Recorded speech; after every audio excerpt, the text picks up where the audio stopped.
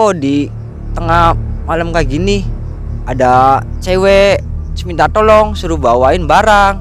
Saya kesana, saya ngikutin terus, tapi sadari di depan ada sebuah kuburan. Udah ngelewatin, ternyata cewek itu masuk ke dalam gua. Saya langsung mau keluar lagi, ternyata di belakang saya terjadi orang tinggi besar. Saya langsung shock, kaget.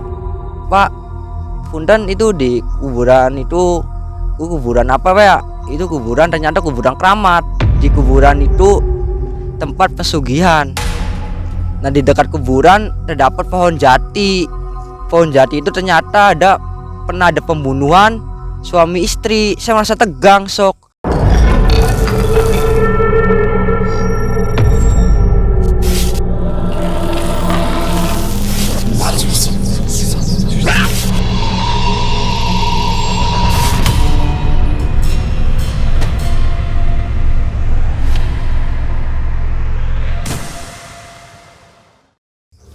Assalamualaikum warahmatullahi wabarakatuh.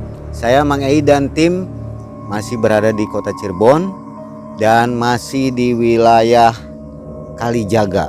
Malam ini ada Mas Yufi. Ya. Mas Yufi ini masih muda tampaknya. Oke, sebelum kita dengarkan cerita Mas Yufi ini, kita tanya-tanya dulu lah ya. Katanya Mas Yufi ini mempunyai cerita yang horor, susah dilupakan. Pada waktu tahun berapa Mas Yufi? Tahun 2019. 2019 ya. Itu di Kabupaten Majalengka, Desa Sadahere. Waktu itu Mas Yufi katanya camping ya? Sedang camping Di kaki gunung. kaki gunung Cermai Bersama siapa tuh? bersama 4 temen. Temen ya. Oke. Pasti nih ceritanya menarik nih ya.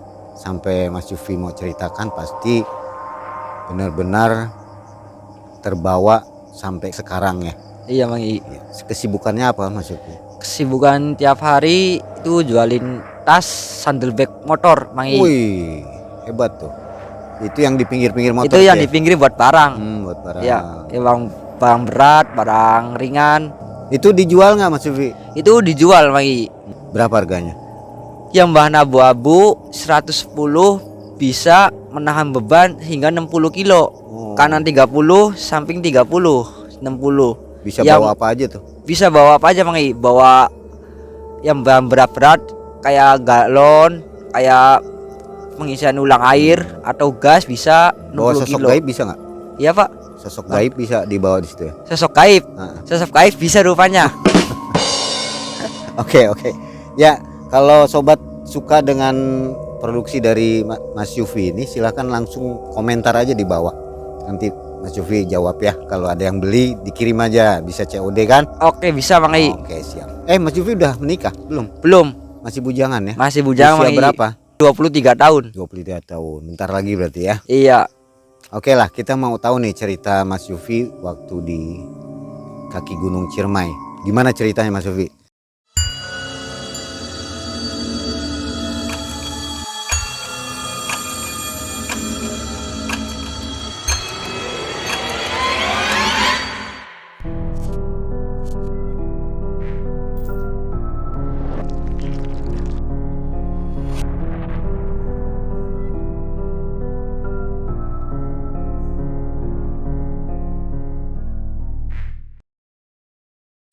Nih, saya berangkat camping dengan 4 teman.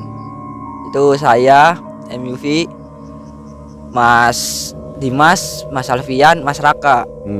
Berangkat dari rumah Cirebon jam setengah 5 sore. Saya siap-siap mau berangkat, datang ke Raja Galuh, itu Kabupaten Majalengka, Desa Sadahere, jam setengah 7 malam. Datang, saya ke pos, merakir motor, berbicara dulu dengan yang jaga di situ. Saya sewa tenda, saya bawa tenda ke tempat perkempingan. Itu hari Sabtu, jatuhnya malam Minggu. Saya berangkat dari Cirebon ke Sadahere. Di sana camping 2 hari 2 malam. Sudah itu saya masang tenda, base tenda, peralatan saya bawa, saya sewa 2 tenda. Sudah kayak itu tenda udah jadi, itu udah malam. Sampai tenda udah jadi jam 9 malam. Jam 9 malam itu biasa ngobrol sama teman, itu sama yang di samping. Di samping tenda ada 2 orang. Ngobrol-ngobrol, gitar-gitaran biasa. Terus nyari api unggun, nyari kayu. 2 orang nyari kayu, saya sama Mas Dimas. 2 orang persiapin buat bikin api unggun. Sudah begitu 2 orang itu jalan ke pohon jati untuk mencari kayu. Udah itu kayu baru dapat sedikit, ada gangguan. Itu ada suara burung tapi tidak dihiraukan.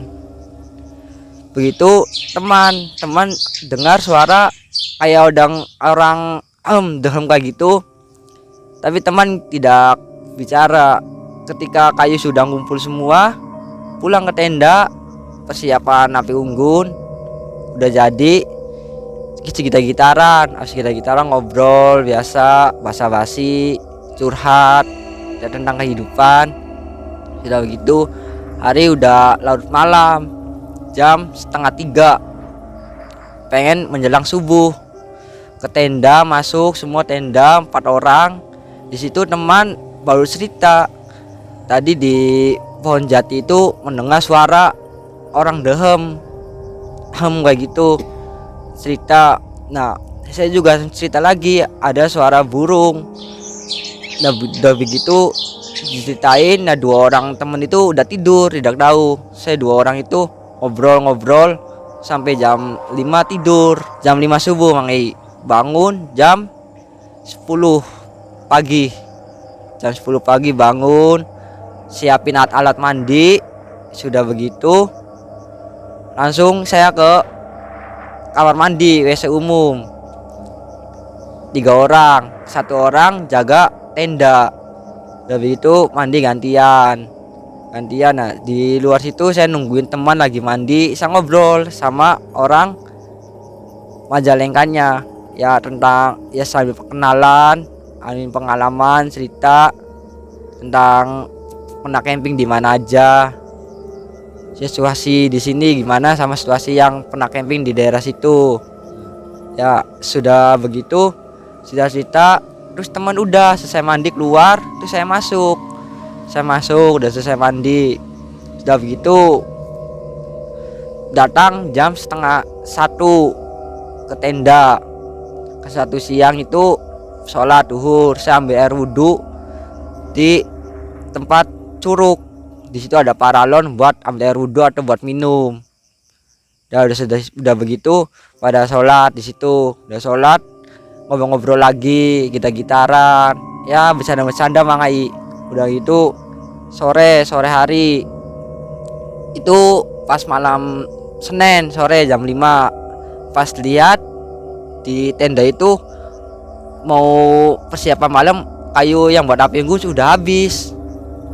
Saya tuh cari habis maghrib jam 6:30 tepatnya. 6:30 saya cari 2 orang itu berangkat ke hutan ya, supaya pohon-pohon jati ya masuknya hutan. Di situ saya sama teman jarak ya rada jauh, teman nyari di sebelah sana, saya sebelah sini. Nah udah begitu saya tuh di situ ada bacaan dilarang masuk. Tapi saya penasaran itu ada apa dilarang masuk tuh. Saya masuk ke situ, saya udah masuk mencari kayu. Di situ ada seorang cewek di bawah pohon jati itu Mangi. Di pohon jati itu saya masa shock, kok di tengah malam kayak gini ada cewek minta tolong suruh bawain barang. Saya ke sana. Udah ke sana tanpa disadari saya ikut ke cewek cantik itu. Saya ngikutin terus, tanpa disadari di depan ada sebuah kuburan. Tapi saya tidak dihiraukan, saya ngelewatin kuburan itu. Udah ngelewatin, ternyata cewek itu masuk ke dalam gua. Saya ngikutin ke gua itu. Di dalam gua itu saya tampak tidak sadar Saya langsung mau keluar lagi, ternyata di belakang saya terjadi orang tinggi besar. Saya langsung shock, kaget, langsung astagfirullahaladzim, saya istighfar. Saya merasa shock. Saya mau keluar lagi nggak bisa, kayak kaki saya ada yang narik-narikin. Ternyata di kuburan itu terdapat ada anak kecil lagi berkelilingi kuburan itu. Terus saya mau lari lagi nggak bisa. Pas saya mau lari, ternyata saya ditarik sama orang gede besar itu. Saya pingsan nggak sadarin diri lagi. Teman saya nyariin nggak ketemu. Pas pagi hari teman saya ke pos Kuncen, yang di pos itu yang jaga wilayah itu, dicariin. Saya ketemu ada di samping kuburan, ya berjarak dari tenda itu 20 meter, tapi rada kesana lagi kurang lebih 20 meter. Udah begitu tuh saya disadarin sama teman, sama Kuncen itu disadarin. Saya dibopong ke dalam tenda, itu saya belum sadar. Saya baru dibawa, saya diminumin air. Saya posisi nggak sadar. Pas saya udah minum air sadar. Saya diceritain, tapi saya masih ragu. Di dalam diri saya kayak ada yang masih ngintilin. Saya langsung tegang, shock. Saya masih teringat aja orang tinggi besar itu yang narik saya sampai saya jatuh. Nah, saya bertanya ke pos itu, Pak, punten itu di kuburan itu kuburan apa Pak ya? Itu kuburan, ternyata kuburan keramat. Di kuburan itu tempat pesugihan. Nah, di dekat kuburan terdapat pohon jati. Pohon jati itu ternyata pernah ada pembunuhan suami istri. Saya merasa tegang, shock. Waduh, pas malam saya masuk situ. Di situ ada bacaan dilarang masuk, tapi ternyata saya masuk karena saya penasaran. Nah, udah kayak gitu saya cerita sama orang yang jaga pos itu, ya bisa dibilang Kuncen, Pangi. Bisa dibilang Kuncennya. Ya diceritain gini-gini. Dulu di tempat itu pernah ada pembunuhan. Pertama jadi tumbal. Nah, di kuburan itu tuh kuburan keramat, tempat orang meminta pesugihan. Udah begitu saya tuh merasa tegang. Nah, di dalam diri saya tuh kayak saya tuh merinding terus, bulu kuduk tuh kayak gimana, kayak ada aura-aura negatif. Saya shock pas lihat ada kuburan itu. Terus dengar cerita dari Pak Kuncen itu, ternyata di situ tempat pesugihan. Udah hari malam, lewat malam saya tidur. Senin pagi saya siap-siap untuk pulang. Saya bongkarin tenda, udah ada tenda saya siapin yang alat tadi buat camping. Saya siapin, saya pamitan sama Pak Kuncen itu. Ya, saya terima kasih udah sadari saya pas saya nggak sadar. Saya terima kasih. Terus udah jadiin di tempat ini. Terus saya pulang ke jalan raya lagi. Sebelum saya pulang, di situ saya bertemu sama warga. Di situ ada sebuah warung. Saya di situ ngobrol sama penduduk daerah Desa Sadahere itu. Saya ngobrol, ya basa-basi. Saya mau mendalamin lagi tentang kuburan keramat itu yang katanya buat tempat pesugihan. Ternyata di tempat itu udah banyak korban, bukan yang suami istri aja. Tapi saya merasa kurang paham. Saya ngomong lagi sama warga yang sudah lama bisa dibilang sesepuh daerah Sadaere. Udah kayak itu saya merasa tegang, dimana saya pikiran di jalan juga udah berkomunikasi udah dengan jelas. Terus saya pamitan sama penduduk situ, saya pulang ke rumah. Di jalan saya ngobrol sama teman-teman. Oh, ternyata di situ ada kuburan. Jadi kan bisa jadiin sebuah pengalaman. Dan saya udah pulang ke rumah, saya siapin buat teman-teman biasa ngopi, ya kayak rokok, tempat-tempat ditaruhin semua, kayak tas, baju-baju ditaruh di lemari dulu. Saya ngobrol sampai larut malam. Ya, ini jam Senin jam 8 malam. Teman-teman pulang. Nah begitu udah pulang, saya di kamar biasa main HP, ngobrol teman sama teman lewat telepon, ya video callan. Udah pulang ini ke rumah, udah begitu, udah larut malam. Itu saya tidur. Pas saya tidur tengah malam, saya direp-rep seperti kayak dirasukin sama sosok tinggi besar itu yang narik saya sampai saya pingsan, jatuh nggak sadar. Video saya tuh shock, di dalam direp-rep sampai saya istighfar terus. Aduh ini gimana, sampai berapa menit saya sadar, saya ngambil air wudu supaya bersih, nggak ada bangsa-bangsa aura kayak gitu. Saya tuh tidur lagi. Besok pagi saya cerita sama orang tua dengan kejadian malam itu. Saya pas diri saya rep-rep begitu cerita sama orang tua, saya ke Pak Kiai, jadi minta air kalau itu sih supaya sosok itu nggak ngikutin lagi. Saya lari ke Gunung Jati, tepatnya di daerah Astana. Saya cerita semua, sama berbincang-bincang sama Pak Kiai itu, ceritain semua pas saya di pengalaman di camping di kuburan keramat itu.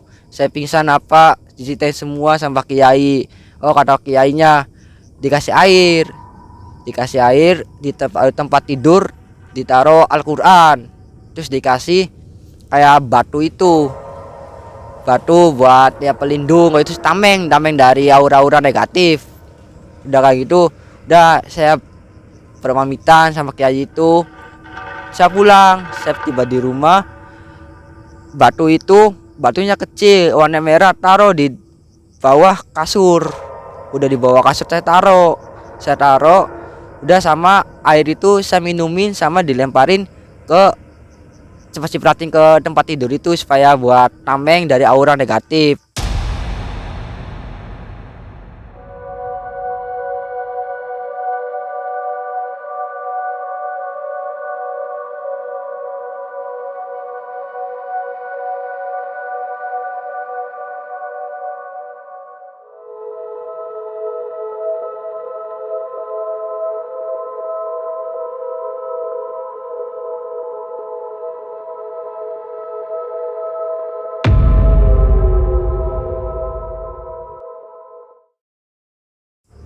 Udah begitu malam saya tidur lagi itu udah nggak ada gangguan. Alhamdulillah 3 hari itu saya aman.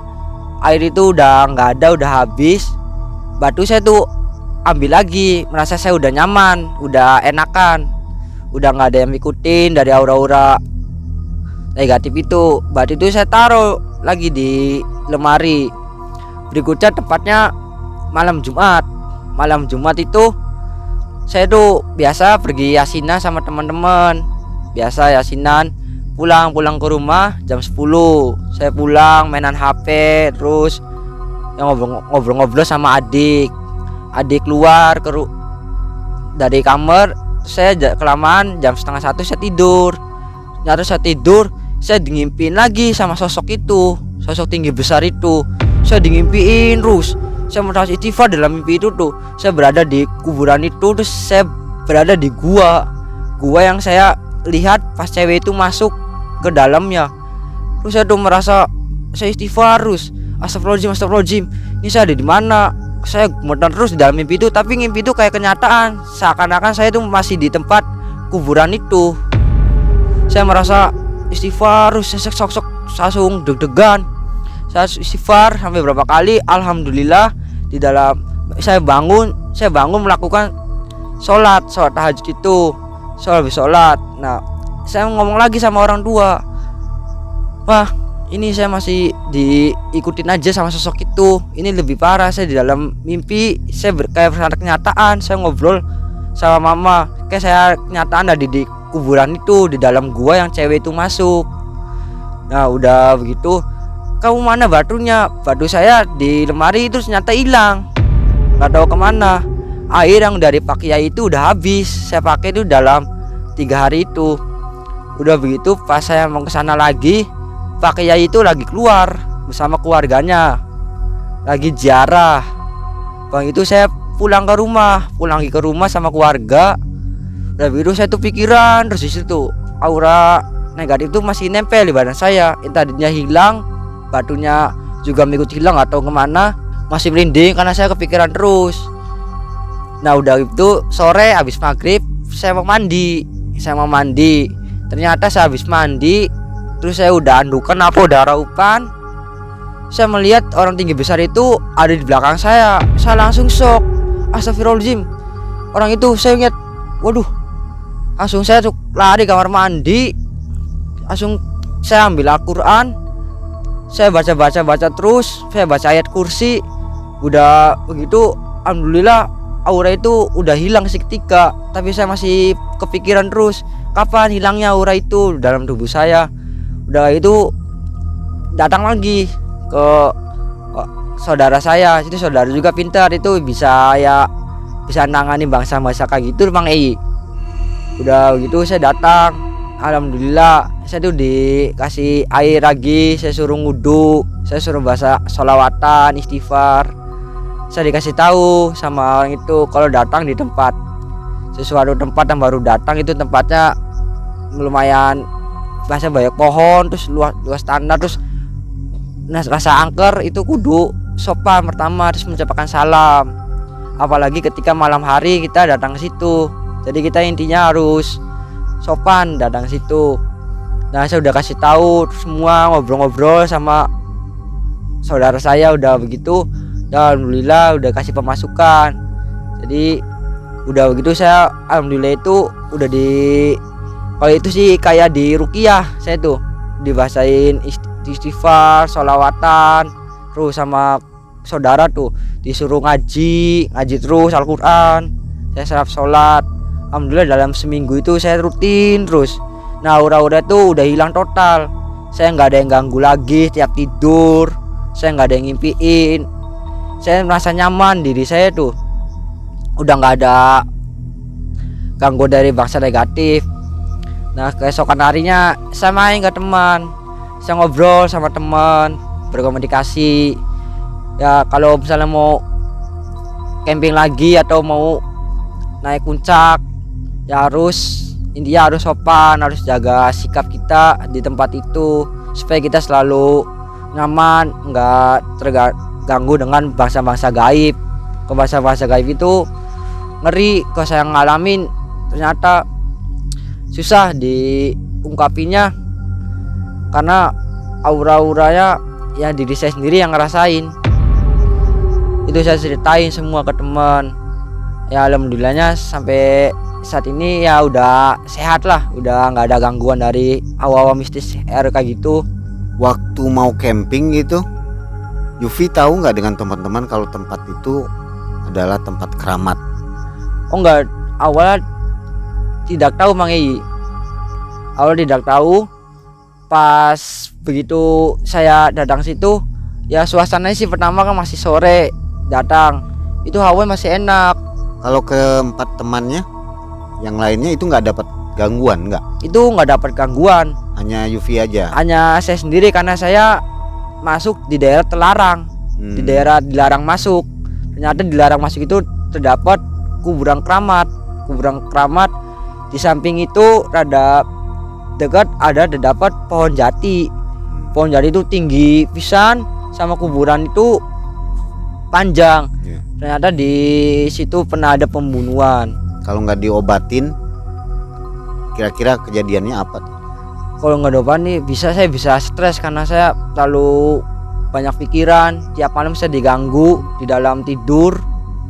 Saya terlalu pertama direp-rep, terus saya dimimpiin. Terus aja ya tiap hari gitu tiap ya? malam. Selama berapa bulan itu? Selama itu sebulan setengah kurang lebihnya. Sebulan setengah. Sebulan setengah Bang Ai. Oke. Untung ya bisa segera sembuh ya. Iya alhamdulillah. Itu sosok astralnya ngajak ngobrol nggak? Maksudnya memberitahukan kalau Yufi dan teman-teman melakukan kesalahan pada waktu camping itu. Ada dia ngomong begitu nggak? Oh di tempat itu sama melihat cuman ngomong yang tinggi besar itu pas saya ditarik di dekat kuburan itu sama orang tinggi besar ya. Itu sosok yang ngeri Mang Iyi, tinggi ngomong besar rambutnya panjang sama ngomong di sini harus sopan, nggak Oh. boleh. Jadi kok bahasa Cirebonnya gerasa gerusu, Ya. nggak boleh sembarangan aja jalan-jalan. Ya Mungkin intinya kita Yufi harus. lupa ya waktu itu melakukan kesalahan itu ya. Iya, saya lupa melakukan kesalahan itu. Nah setelah kejadian itu masih berani Yufi untuk camping lagi? Ya di dalam hati saya biar saya takut, biar saya itu, tapi di dalam saya masih penasaran dengan kejadian itu. Masih penasaran ingin mencoba lagi. Tapi di dalam sisi itu ya kita harus di hati dianuin hati, harus sopan, kita harus jaga sikap, Nggak kapok lah ya. nggak kampok intinya. Tapi karena penasaran itu yang bisa membangkitkan datangi ke tempat kayak gitu. Oh iya. Oke. Intinya sih kalau berdatang ke tempat kita baru pijak tanah itu atau ke daerah yang lain baru kita tahu, intinya harus sopan dan harus jaga sikap kita. Intinya jangan ngomong kasar ketika kita mau berdatangan ke tempat itu. Kita harus membaca assalamualaikum, mengucapkan assalamualaikum. Ketika di situ ada tulisan dilarang masuk atau tempat gimana, kita harus turutin semua, kita jangan melanggarnya. Karena dulu sikap saya penasaran, intinya mengesankan, kok di situ dilarang masuk, emang ada apa dari situ. Saya ternyata masuk, ya saya mengalami sendiri hawa-hawa mistis, hawa-hawa itu kayak gitu, hawa horor. Sampai saya sekarang ya alhamdulillah udah hilang semua.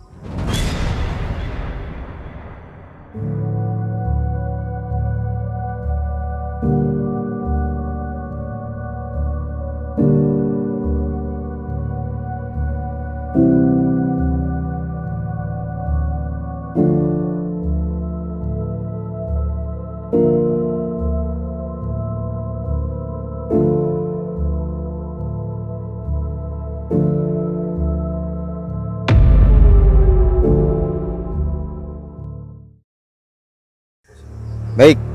Ceritanya menarik, jadi ada kesan dan pesan dari Yufi bahwa kapanpun dan dimanapun kita berada di tempat yang asing ya, itu harus mengucapkan salam, jangan gerasa gerusu. Jadi makhluk gaib juga ingin dihargai ya, sosok Iya, astral itu. yang dihargai sama-sama kita manusia. Ya, seperti halnya manusia. Sobat MM, itulah kisah dari Yufi dan ketiga temannya yang camping di daerah kaki Gunung Ciremai di Desa Sadahere, Raja Galuh, Majalengka. Semoga ada pelajaran di situ.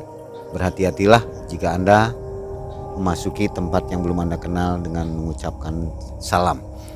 Begitu saja cerita dari kami dari Cirebon. Saya Mang Ei dan tim mengucapkan banyak terima kasih atas perhatian Anda. Wassalamualaikum warahmatullahi wabarakatuh.